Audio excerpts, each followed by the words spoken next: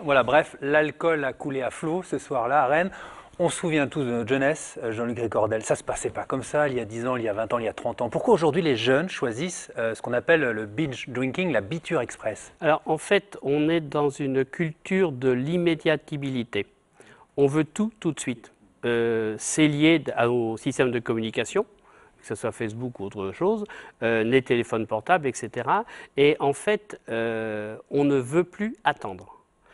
Ça, c'est le premier élément. Le deuxième élément, c'est qu'il y a, on le verra peut-être plus tard, je dirais, une permission beaucoup trop grande des parents sur un certain nombre de domaines.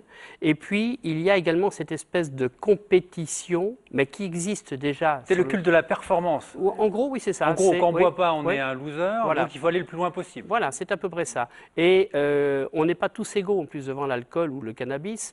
Déjà une différence à titre, je dirais, hommes et femmes. Et ça, beaucoup de jeunes ne veulent pas l'admettre.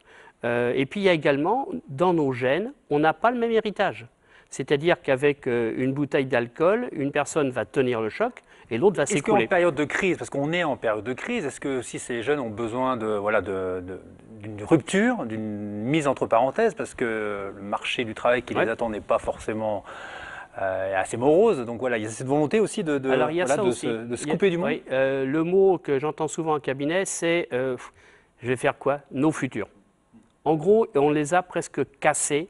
On ne leur laisse pas espérer des jours meilleurs. C'est pas vrai pour tout le monde, ça reste festif aussi ce genre de... Oui, mais il y a aussi ce désenchantement. Et puis de pousser toujours plus loin le bouchon. On a maintenant des jeunes qui, à 12 ans, deviennent dépendants alcooliques ou au cannabis. À 12 ans. On va regarder un chiffre. Si l'on se vit à un récent sondage, 15% des jeunes bretons âgés entre 15 et 30 ans avouent avoir connu au moins 3 ivresses dans l'année. La proportion tombe à 8% au niveau national. Alors est-ce que la biture express, c'est une spécificité bretonne? Alors, moi je ne peux parler que de ce que je vois évidemment on va dire dans les Côtes-d'Armor et la Bretagne. On est une région où la fête fait partie de notre culture, que ce soit les festos, fésiès, etc. Donc il y a en effet plus d'opportunités.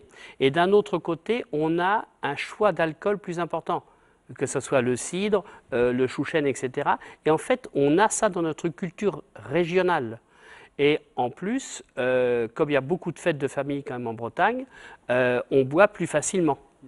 Quand on est breton, on doit tenir face à l'alcool. En gros, c'est ça. C'est un peu ça. On est résistant, on est plus fort que les autres. Il y a un peu de nombrilisme là. Mais on pousse toujours plus loin le bouchon. Et on s'est rendu compte que, quelque part, il y a maintenant une compétition entre gars et filles qui n'existait pas il y a seulement 15 ans. On dit aussi que souvent la Bretagne est la région où la pression scolaire est la plus forte.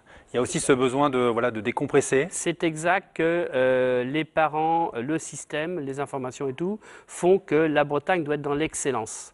Or, on demande à des jeunes qui ont peut-être un corps d'adulte, mais qui ont encore un esprit immature, d'aller trop loin. On leur demande presque bientôt à 12 ans, j'exagère, mais de choisir un métier, etc. Ils ne sont pas prêts. Donc on a une pression et il faut lâcher cette pression. C'est aussi un moment où il faut, pour les garçons, montrer sa virilité aussi un peu?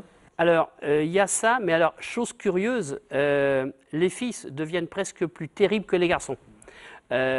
Souvent, je vois ça en consultation, les filles disent « Ah mais nous, de toute façon, on va se faire des mecs. Hein. » Il y a 10 ans, on n'entendait pas ça. Il y a cette espèce de compétition gars-filles qui est réelle. Alors, ces fameuses soirées cartables sont festives, hein, mais quelquefois, ça tourne mal. Hein. Ouais. À Guingamp et à Vannes, on n'a pas oublié le drame vécu par 2 familles. Hein. 2 de leurs enfants ont en effet trouvé la mort après une soirée trop arrosée. Alors, malgré les campagnes de prévention, hein, malgré les contrôles d'alcoolémie, ça semble compliqué aujourd'hui d'encadrer ces rassemblements devenus des institutions. Alors, nos jeunes prennent-ils aujourd'hui trop de risques? La question est posée aujourd'hui.